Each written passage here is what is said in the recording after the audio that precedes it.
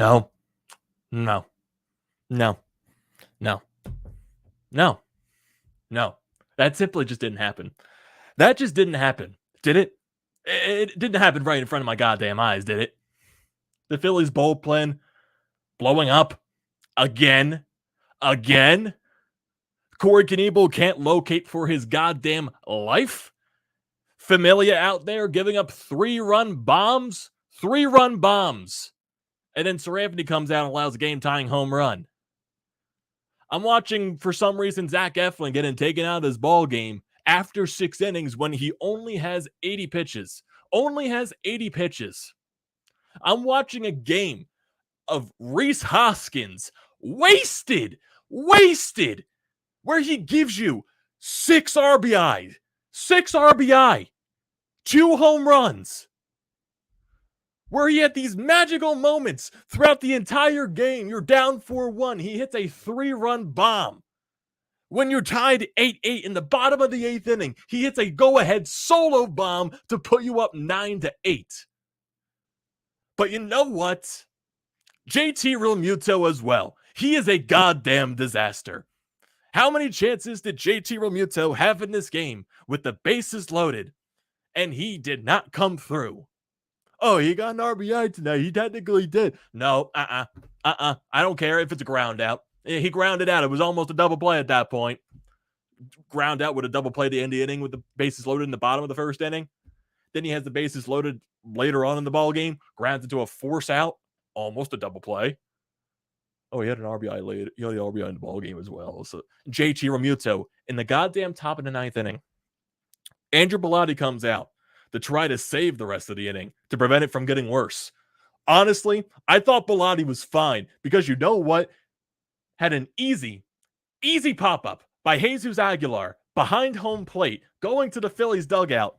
And JT drops it. An easy pop-up. In and out of his glove. How do you drop that, JT? How do you drop that? How? And then also not to fully bash on Rhys Hoskins because the game he had was so great. But Alec Boe makes a fantastic play to start the 9th inning off on Miguel Rojas. Fantastic play, prevents extra bases. Laser overthrow over the first base. Rhys Hoskins can't control the bounce. He can't control the bounce. And that starts everything there.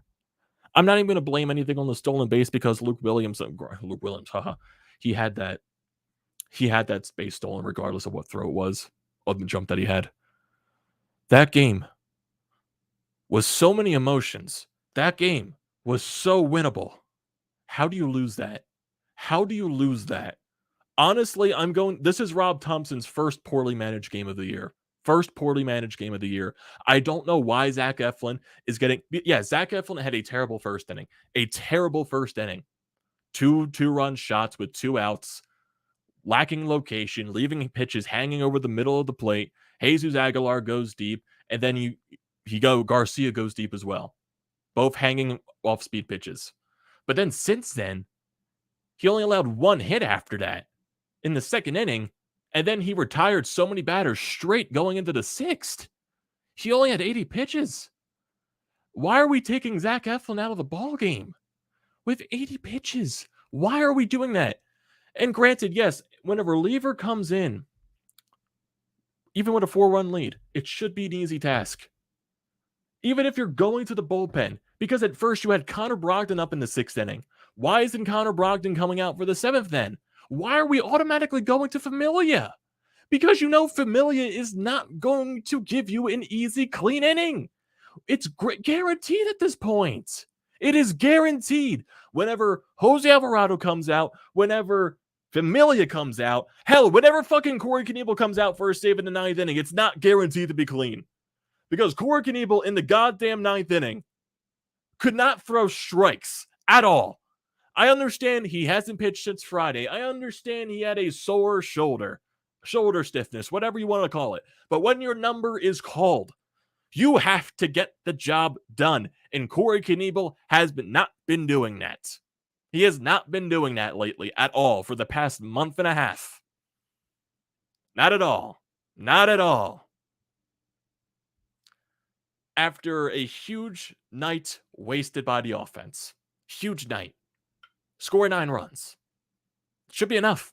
It should be enough to win you a ball game. You were up 8-4. You were up 8-4. And Familia comes in, gave the Marlins momentum. Jazz Chisholm, game-tying shot off of Sir Anthony Dominguez. You have no one you can rely on in that bullpen. There are a few guys that you can rely on.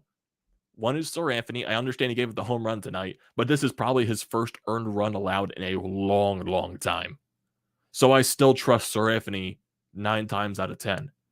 Brad Hand, when he does not have inherited runners, he has been fantastic this year. He had a very clean top of the 8th inning, 1, 2, 3.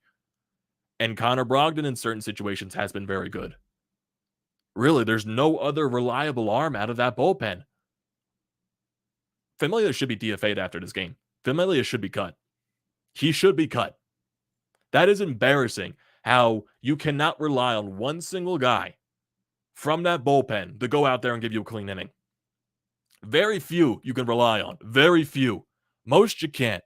Most you cannot.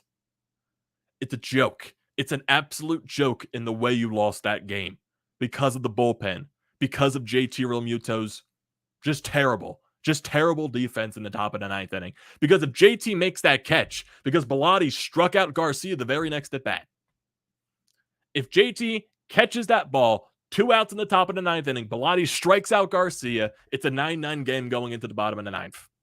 JT Realmuto gifted the Marlins 2 extra runs in that inning because he dropped that foul ball. Gifted. Boy, JT. The crowd's coming after you, man. The crowd is coming after you. I know I was one of those guys that said you had to sign JT Realmuto right now, but he is really turning into buyer's remorse this year. Last year, we all said it was because of injuries. He was injured, banged up. We understood it. This year, he has been trash. He has been absolute dog shit. Yeah, throwing guys out at second base, that's still been his thing. Bad framing, bad everything, bad hitting. Can't hit with runners in scoring position, grounds into so many double plays. It's unbelievable at this point. Unfucking believable. And seriously, I still don't understand why why Zack Eflin was brought out of this ballgame. I still don't understand why Zack Eflin was brought out of this ballgame with 80 pitches. I don't understand why. I really just don't understand why. Zack Eflin was not in this ballgame because I don't understand. I just don't understand.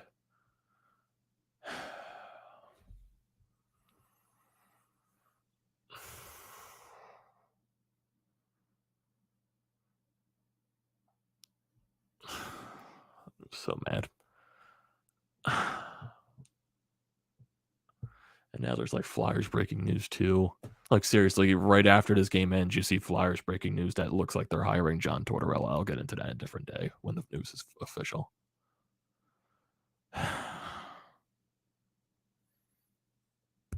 How do you lose that game? I don't understand how you lose that game. Just even going over it. Marlins get on the run. We all know what happened in the top of the first inning. Aguilar, moonshot, 2-run shot makes it 2-0. Then Garcia makes it 2-run shot, makes it 4-0. Phillies, they start doing their damage later on in the ball game. Bottom of 3rd inning, JT grounds into that fielder's choice with the bases loaded. But seriously, bottom 1st inning, you have bases loaded. Kyle Schwarber leads off with a walk. Bryce Harper walks, and Nick Castellanos singles. Bases loaded, JT, he grounds into a goddamn double play. So that's JT's first mistake of the night. Oh yeah, JT got the RBI ground out, but still, it's a ground out at that point. 4-1 ball game, okay. Bottom 4th. 2 outs in this situation. Matt Vierling gets a 2-out single. Kyle Schwarber works a 2-out walk. Rhys Hoskins got his pitch, 3-1 count. Meatball right over the middle of the plate. Crushes it. 4-4 game. Ties it up. Huge moment right there for Rhys Hoskins and the way he was celebrating going around the bases. Bottom 5, Phillies put more runs up on the board. JT leads off with a single. Didi also doubles. So you get a second and third situation for Alec Bohm. He gets a 2-run single, scores 2 runs, 6-4 ball game. Matt Vierling then singles. Bohm should have been at second, or should have been at third, but he stumbled over second base, so it turns out being a long single for Matt Vierling. Kyle Schwarber grounds into a force out, moves Vierling and Bohm over to second and third base, and then Rhys Hoskins with another huge hit, double to left center field, scores 2 runs, makes it 8-4. Zack Eflin dealing from this point, but then you go to the top of the 7th. Familia comes out on the mound for some reason. Familia, I don't know why he's out there. I don't know why Familia is out there. I just don't understand. I don't understand why Familia is out there. I understand 4-run, even your worst pitcher in a 4-run lead should not be blown up like this. But it's Jose Alvarado and the Familia experience. Both of these guys are never going to have clean innings. They're just never going to. And you cannot rely on these guys, especially in the later innings of a ball game. You just can't. You cannot. Leadoff double, then he walks a guy, then he gets the first out of the inning. 1-2 count the Stallings. And literally, Familia during this entire inning was trying to pound the inside part of the strike zone. And he was missing a lot. But he got a 1-2 count here to Stallings. Inside sinker, and Stallings crushes it and makes it an 8-7 ball game. Seraphiny comes in. 1-2 count to Jazz Chisholm. Throws the meatball right down the middle of the plate. It's 97 miles an hour, but still, it's a fastball right down the middle of the plate. And Jazz Chisholm is a really good player. He's going to crush that, and exactly what he did ties the ball game up at 8, and there's Jazz celebrating around the bases. Doing his thing. Tie game. Bottom 7, nothing going on there. Brad Hand comes out for the 8th. 1-2-3 inning for him, so basically he was your cleanest reliever of the day. Go to the bottom of the 8th. Rhys Hoskins, battling in this count, works at the 3-2. He missed a home run earlier in this bat as well. Even though he technically hit a home run in this at bat, he crushed a foul ball though. But then eventually he got another pitch that he liked. It was a hanging slider. It was a moonshot, landed into the first couple of rows in left field, makes it a 9-8 ball game. Corey Knebel comes out for the top of the 9th. You think this game is over with that? You know, Rhys Hoskins doing what he's been doing all day. You think, okay, this is a game the Phillies are destined to win. Nope, because Corey Knebel, 3-1 count to Rojas. You can already tell Knebel does not have command of everything. Just does not. Error. Alec Bohm makes a fantastic play to keep the ball in the infield. Fantastic grab. Throws it over to Rhys Hoskins. Rhys Hoskins can't make the scoop. I have no idea why the error is on Alec Bohm.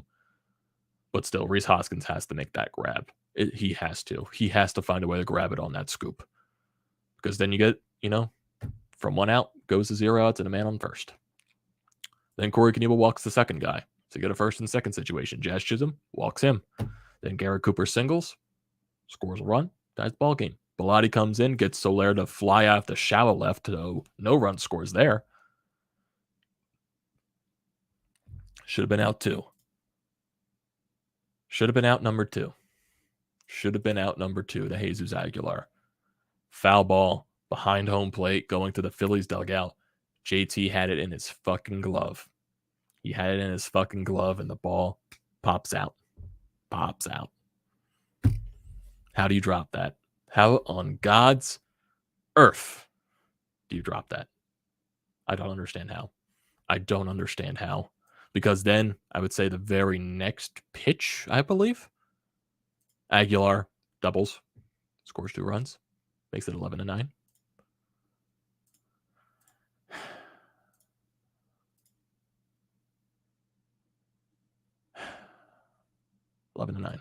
Go to the bottom of the 9th. Alec Bohm gets the double, barely missed going out. But then Bryce Stott, he had a pitch right over the middle of the plate. I think he got the end of the bat on it, flew out. And then Matt Vierling flies out. Weren't able to get it to the top of the lineup. Looking at the lineup today, though. Because I don't blame this on the offense. I don't blame this on the offense. Because the offense was good today. Kyle Schwarber, I thought had a good day at the plate. He went 0 for 2, 2 runs, scored 3 walks. I thought he had a decent day at the plate. Rhys Hoskins, amazing ball game. Amazing. 4 for 5, 6 RBIs, and 2 home runs. His average is up to 249 now. Like, seriously, when a guy puts up 6 fucking RBIs, you don't win that ball game somehow. Bryce Harper goes 1 for 3 with 2 walks. Nick Castellanos goes 2 for 5. JT goes 1 for 5 with an RBI. Thought JT had a terrible ball game. He is a disaster. JT Realmuto is such a disaster. Didi Gregorius goes 1 for 5. Alec Bum goes 2 for 5 with 2 RBIs. They called up Nola from AAA. They sent Mickey Moniak down. He played second base today. He went 0 for 2. Then Bryson Stott came into the ball game. He went 0 for 2. Matt Vierling goes 2 for 5. Runners in scoring position. The Phillies went 4 for 12. Looking at the pitchers, Zack Eflin. I do see a comment right here from Maurice saying that Rob Presser said Zack was pulled because of knee stiffness. Okay. So, okay, I can understand for that. But why are we going to Familia? Why is Familia the first option? When you had Connor Brogdon warming up before him, why go to Familia? That's my issue. Okay, I'm fine with going to the bullpen. Overall, I am fine going to the bullpen. I would prefer Zack to be out there still, but if he has knee stiffness, can't do anything about that. Why is Familia the first option? Why? Why not go to Brogdon when he was warming up in the 6th inning? Why not bring him out there? Honestly, I really hope Familia is DFA'd after this game. I really hope he's cut. He does not deserve to be on this roster anymore. Eflin, after that first inning, he was really good. 6 innings pitched, 5 hits allowed, 4 earned runs, 4 strikeouts, 2 home runs allowed, which were in the first inning on 80 pitches. Familia, such a disaster. 2 hits, 3 earned runs allowed, 1 walk, 17 pitches. Sir Anthony Dominguez gets the final 2 outs at the 7th inning, but he allows the home run to Jazz Chisholm. He strikes out 2 as well. Brad Hand, he was your cleanest reliever of the day. 1, 2, 3 inning in the top of the 8th. 2 strikeouts on 15 pitches. Corey Knebel, terrible. Absolutely goddamn awful. He cannot close ball games out anymore. He simply cannot close ball games out anymore because he is now one of these other pitchers that is prone to blowing up because the man can't locate. The man cannot locate. He cannot pitch in save situations anymore. I understand going to your guy. I respect him being your guy. And I respect constantly going to your guy to give him confidence.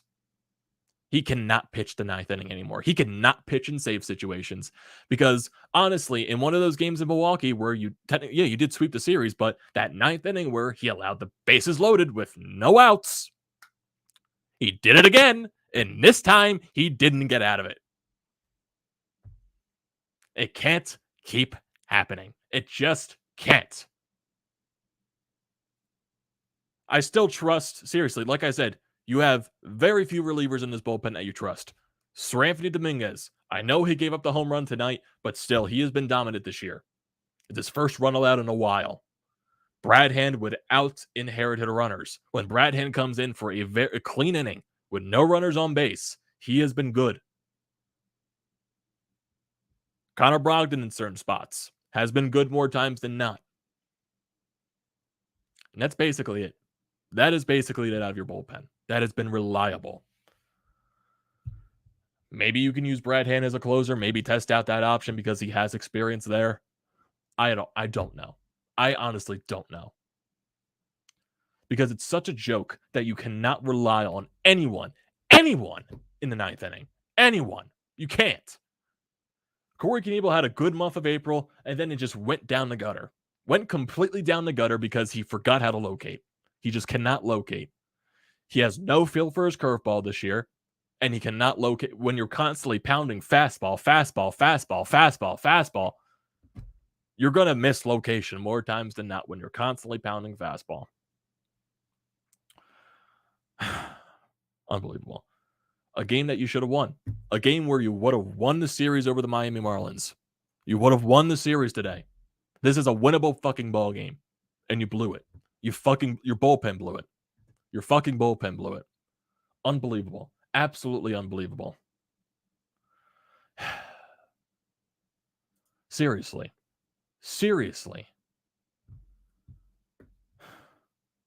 You got to win tomorrow's ball game. You have to win. You have to win tomorrow. Tomorrow is fucking mandatory. With the way your offense, what they did today, what Rhys Hoskins did today, honestly, what Zack did today after the first inning, what Zack did, your guys come out of the bullpen and do jack diddly fucking squat. Gotta be different. Gotta be fucking different. I'm sorry I'm swearing like a sailor. This loss pissed me off. Seriously. How can you not close a one-run game in the ninth inning? How can you not locate Corey Knebel? How can you not locate? Seriously. How? I want to see his strike the ball ratio. I want to see that, actually. If I could go to Corey Knebel right here. His strike the ball ratio in this game. Let's see. Corey Knebel. He threw 16 pitches. He threw 4 strikes. 12 balls. That's not going to close your ball game out. That's not going to close your ball game out if you're throwing 12 balls and 4 strikes. It's not. It's not.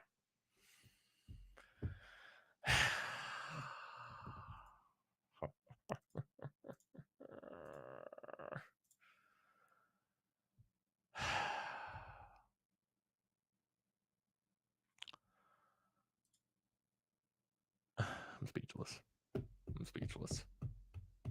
Zoned out for a little bit there because that's how mad I am. I see a lot of people in the chat right here. Scott says he can only say, what the heck did he just watch tonight for the past 4 hours? Some things never change. Yeah, I guess you can say that. Channel name says offense is fine, but how does their bullpen give up over 10 runs? That is a really good question. How are we feeling about the JT contract? Sucks right now. It sucks. Multiple petition for Alvarado. How you doing, man? How is Castellanos not booed every AB? Show some respect, Philly. Castellanos, I think, has been fine. I know he's in a huge slump, but I do think Castellanos eventually will get out of it. W says, shout out to Rhys Hoskins, and honestly, most of the offense, though, just carrying this team as much as they can, but I feel like they know as well this bullpen is about to do to them. Sometimes I guess you can't avoid it. Scott says, Eflin after the first inning looked like he was back in control. Why? It's a good question.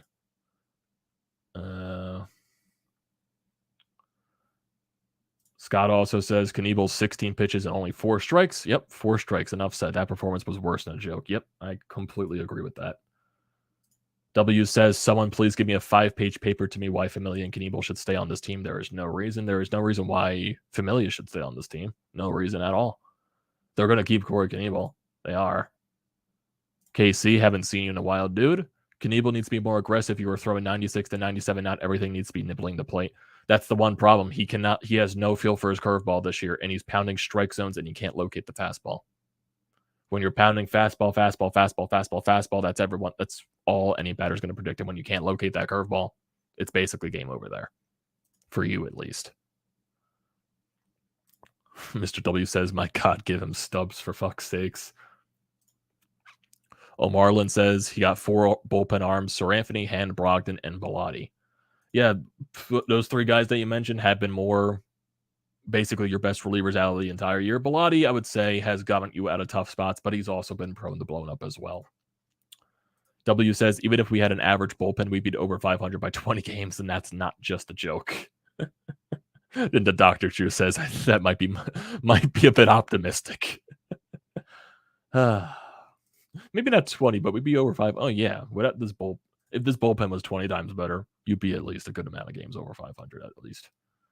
Casey says, what this game seemed to solidify to me is that you just can't make a team based around our hitting your opponents and ignoring defense in the bullpen. Yeah, it's one of those things. But right now, that's the way this team has to win this year. They went on a 9-game win streak doing that. The bullpen blew the game for them this year, tonight. Dr. Drew says, that is what baffles him about your guys' offseason. Good pitching and good in defense triumphs good hitting always. It's Dave Dombrowski has built teams like that before, honestly, I believe. He did that with the Red Sox in 2018, and they won the World Series doing that too. Because I remember the Red Sox having a terrible bullpen that year too. I think their pitching staff was really good. Their defense honestly wasn't that good that year either.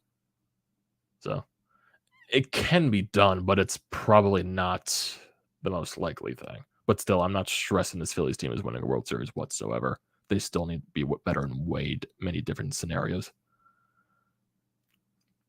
Channel name says, Rhys had a great game. This offseason can be trusted. This offense can be trusted. Maybe we can get some bullpen pitchers before the trade deadline. Yeah, Dave's going to do his due diligence at the trade deadline to get some bullpen pitchers. This bullpen, like seriously, you have very few you can rely on. Casey says, Knebel reminds him of Edwin Diaz in 2019 when he has control. He's lights out. When he doesn't, he's a walking disaster. He can't correct himself. Yeah, right now, Corey Knebel is a walking disaster. He cannot do anything, especially it's the curveball. He's having no feel for that curveball this year. And since he's having no feeling for that curveball, because the curveball is his best pitch, it's his most deadly pitch. And when he's not having a feeling for it, he's just constantly pounding fastballs. And that's not a recipe for success. Scott says, before the Phillies playing airless baseball, so much for that statement. Phillies are allergic to being an above average team. Right now they are. Oh yeah, that was from that. W says, JT's one hit was the least clutch situation possible. Exactly. Casey says, seems like every manager loves Familia's sinker, but man can't control where his pitches go. The closest he got was 7 years ago. Yep, exactly. Casey says, Sir Anthony Dominguez closer, although who takes that role? I would say right now it could be Sir Anthony. We got Buckets here saying Brad Hand possibly. That is a good option technically as well. Let's see. Yeah, Brad Hand's a good option. Scott says, how could we trust Knebel to even pitch the 7th or 8th innings to set up our new closer? That's a good question as well. Channel name says, sucks to lose, but he's really not that heated about the loss. Had a fun game, and I love your passion. I thank you for that, but I just... Bucket says, we better win because I'm going, and he'll be pissed off if we lose. I'm assuming that means you're going to the game tomorrow. Who cares? Swear. Who cares? Swear all you want. We're all mad.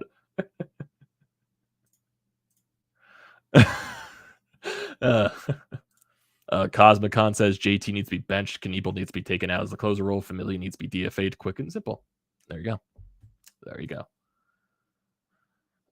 Brad Casey says Brad Hand experienced closer. San Diego and Cleveland move out of that role after some trouble. Might be the perfect time to get him back in the closer role. Yeah.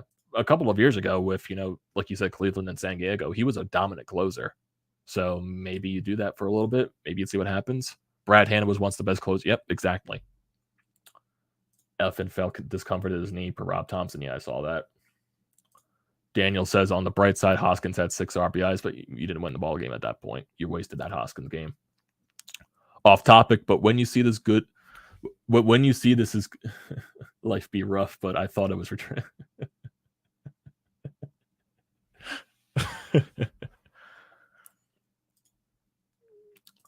Bucket said Andrew Chafin from Detroit would be a nice pick. Oh yeah, Andrew Chafin would be a nice. Is he the guy that has like that very nasty 2-seamer? I know there's a guy on Detroit though that has a very nasty 2-seamer. Yeah, for Chafin, you would have to give up something from the prospect system, possibly. You would have to give up something for that. I'm not sure what Dave Dombrowski could give up. I know last year for Kyle Gibson and Ian Kennedy, he gave up Spencer Howard. So, I don't know, do we have any failed prospects that we can send that some teams could hope for? Who knows?